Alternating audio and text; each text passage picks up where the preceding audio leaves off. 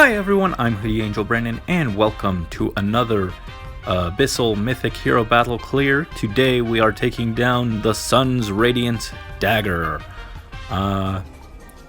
To earn this gold heron hairpin, it looks alright, I guess. It's one of the nicer gold accessories, but this map actually wasn't really that difficult for the most part for me. Like, half the fight is just taking out this Lance Knight. This one can be a bit of a pain, very bulky physically, and has deflect magic, so magic attacks are also difficult. But the real issue is, of course, those savior skills are starting to pop up, and they are a headache. I had a few rounds where I was getting close to solving something, and this guy was just in the way, and I was like, oh no. So figuring out that taking out the Lance Knight was the priority was like half the match, and then after that everything else went pretty smoothly. It didn't take that long to figure out, but the map itself, it's got these little flowers in the way, so it's not quite as open as it looks, but you can be kind of attacked from a lot of angles, so it can be a little annoying, a little intimidating, but overall not too bad. Real quick, let's take a look at our combatants this round. As always, leading the charge is our dear Professor Byleth, although I did actually consider swapping him out for Soleil, running Fire Sweep Sword. That was an option I considered because she'd be able to attack Dagr safely without being killed.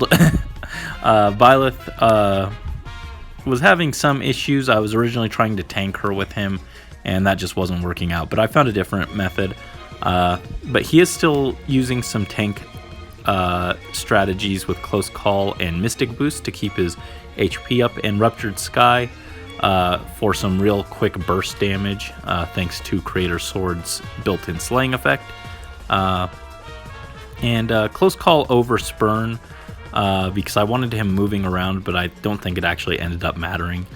And then Joint Drive Attack is actually pretty important, because we do need to hit some specific numbers to take down Dagr. So stacking some attack is very helpful.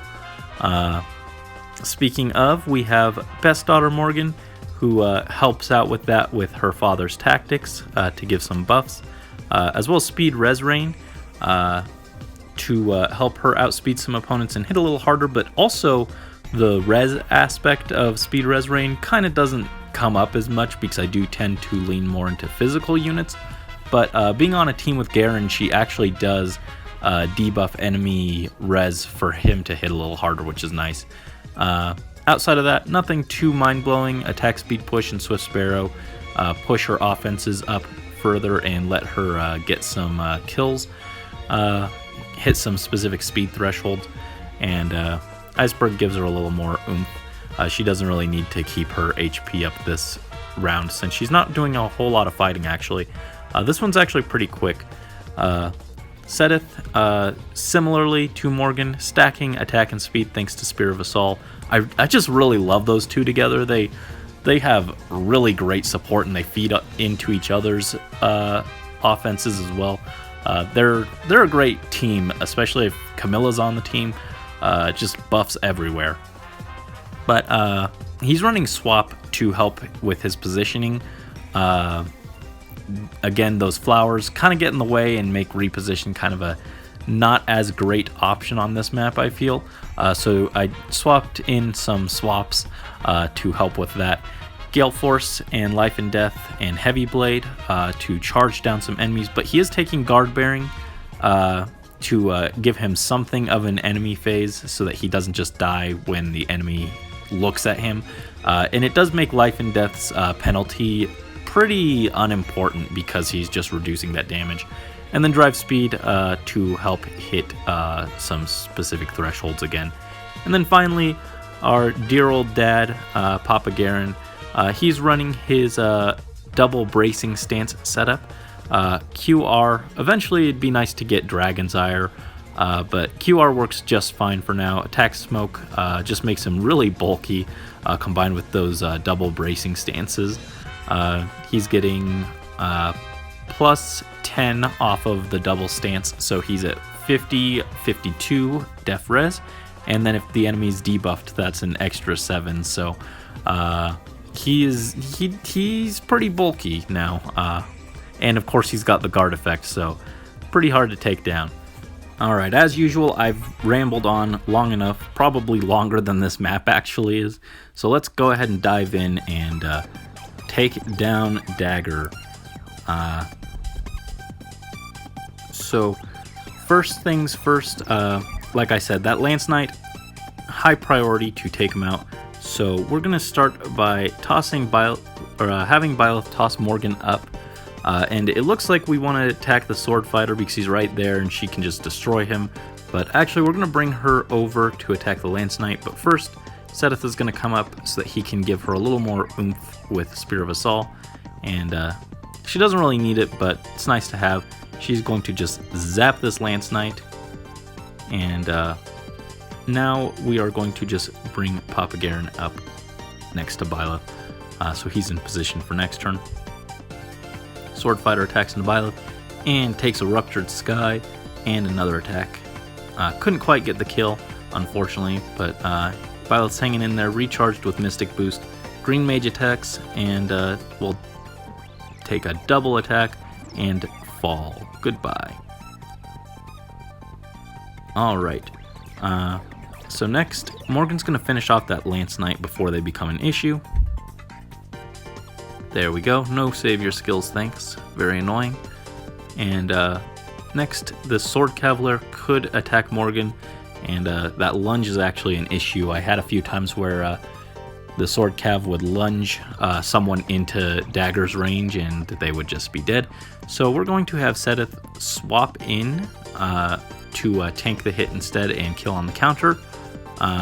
Byleth will finish off this Sword Fighter with a big old Ruptured Sky, heal himself up a little with Mystic Boost, and next we want him out of the way of the Blue Mage. There's a lot of enemies here that can attack, but so we're going to have Garen swap in, but we need to come from this side so that Byleth is in proper position next turn, like so.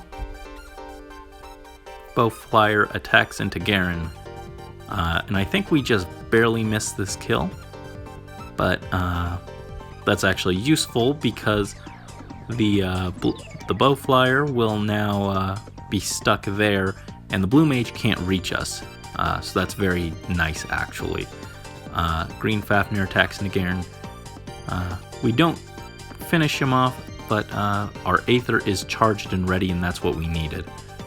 So that is perfect. The Fafnir took some damage due to Fury, and Sword Cavalier attacks into Garen, or Seteth, and just gets doubled back and dies. So we've got a lot of enemies all bunched up in here now, and it was very important to have Byleth in this space so that he can provide joint drive attack support. So we're going to start by having Morgan attack Dagr. Bam! And Seteth is also providing his Spear of Assault support, so Garen can now use Aether to finish off Dagr. All I want to do is be someone who beats a giant woman. Goodbye. And with that done, now we've got to just clean up all these enemies. So now Seteth can move up and double this Troubadour. Gale Force is ready. Byleth will finish off the Bowflyer before they snipe either of our flyers. And now Seteth can move over, double this Blue Mage, and take him out. And there we go. Blue Cav attacks into Seteth. Guard Bearing reduces the damage though we do take some chip damage, but we're fine. Red Mage attacks Seteth, but thanks to that guard bearing on the Blue Mage, we just barely had enough HP to survive that attack. Green Fafnir attacks Byleth, and here comes the Ruptured Sky. Goodbye.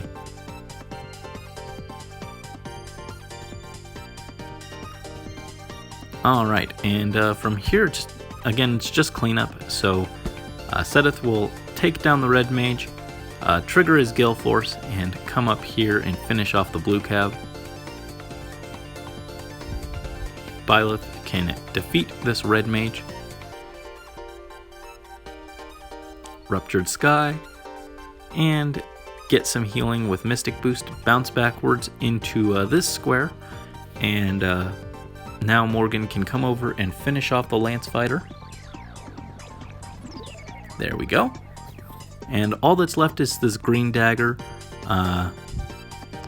Garen will come over and do a big chunk of damage. Can't quite get the kill, unfortunately, but now their choices are to attack Garen or Byleth, and either way is going to result in them going down with a Ruptured Sky. Bam! There we go. See? Not too bad, actually. It looked worse than it was. That Lance Knight and that big traffic jam where we had all those units bunched up together, those made it look pretty bad, but it actually isn't too bad once you just dismantle a few of the enemies. And there we go. We got the Gold Heron Hairpin. Isn't that nice? So with that, another Abyssal map has been cleared. Again, didn't think that one was too difficult. My team made pretty short work of that. Didn't have too many issues beyond that big bulky knight guy. So yeah, thank you guys as always so much for watching. Hopefully you enjoyed, maybe even got some ideas. And until next time, this is Hoodie Angel Brandon and the Angel Army signing out.